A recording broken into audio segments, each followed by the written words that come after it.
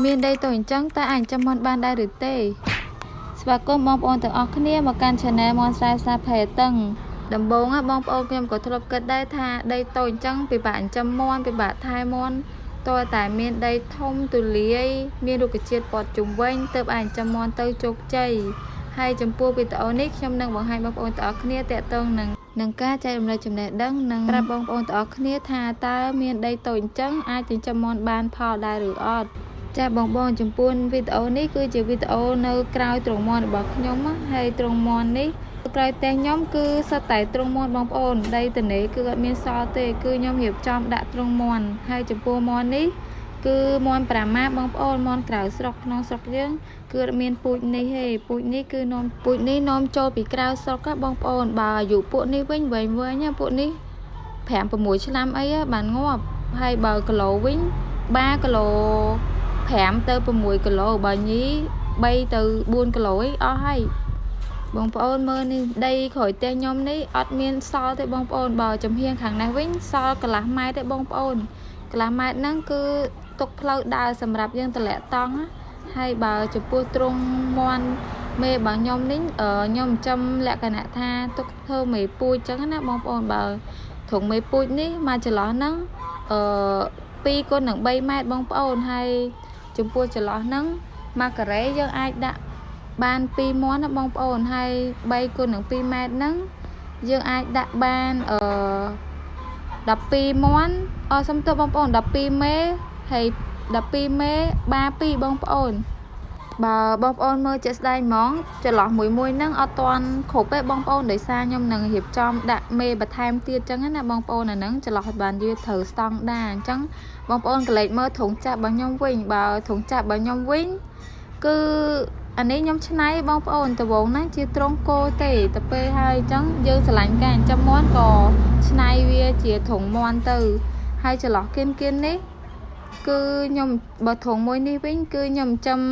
ទុកឡើងធ្វើមេដែរបងប្អូនបើខាងនេះវិញអាហ្នឹងគឺបាទិញពីក្រៅកសិដ្ឋានទេហើយចន្លោះផ្ទះហ្នឹងអត់មានសល់ទេបងប្អូនអញ្ចឹងយើងកលេចមើលមកខាងទៀតនៃជ្រុងមាន់របស់ខ្ញុំវិញបើខាងនេះវិញគឺតិចទៀតទៅខ្ញុំចាំទុកធ្វើមេដែរបងប្អូនធុងនេះគឺខ្ញុំដាក់មេពូជ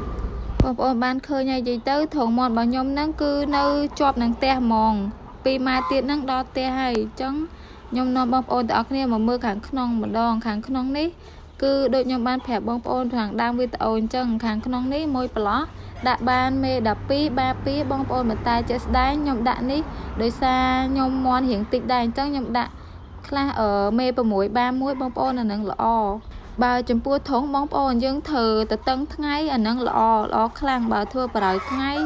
អាចនឹងពេលខ្លះថ្ងៃវាជះអត់ដល់ពេលខ្លះមាន់វាត្រូវការអាំងថ្ងៃលេងថ្ងៃដែរអញ្ចឹងណាបងប្អូនហើយចំពោះធុងមាន់បងប្អូនកុំភ្លេចធ្វើកន្លែងឲ្យវាដេកផងណាហើយនឹងមានសម្រាប់ក្រាបពងដែរដើម្បីវាងាយស្រួលក្រាបបើបងប្អូនចាប់អារម្មណ៍បងប្អូនអាចធ្វើធុងមាន់បែបនេះក៏បានដែរបងប្អូនងាយស្រួលដោយសារខ្ញុំធ្វើនេះលក្ខណៈថាខ្ញុំធ្វើបែបឲ្យងាយបដូរទឹកងាយដាក់ចំណី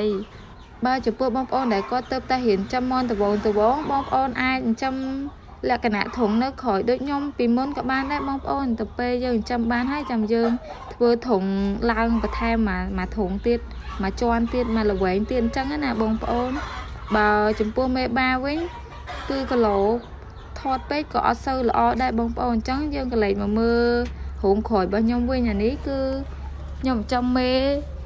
ឡើងធ្វើមេពូជបងប្អូនអញ្ចឹងយើងរើសយកមេពូជណាដែលល្អឯងចំពោះមេពូជដែលបងប្អូនទុកធ្វើមេពូជគឺយើងរើសយកមេពូជរៀងល្អខ្លាំងមាំហើយជើងលឿងហើយមួយទៀតមេពូជហ្នឹងគ្មានជំងឺឆ្លងហើយនឹងមានសុខភាពល្អផងដែរ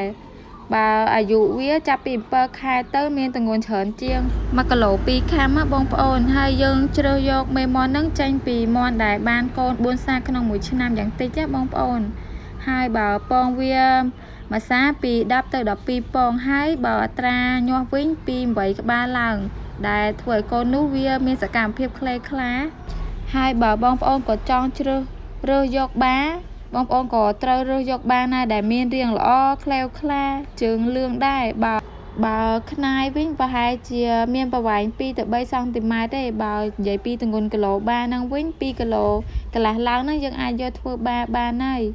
ហើយចំពោះអាយុមាន់វិញចាប់ពី6ខែហើយមិនត្រូវឲ្យលើសពី3ឆ្នាំទេបើ3ឆ្នាំវាមាន់រៀងចាស់បងប្អូនអញ្ចឹងវាជន់អត់ដល់ទេស្មើនឹងកូនមាន់យើងខូចពងច្រើនណាបងប្អូន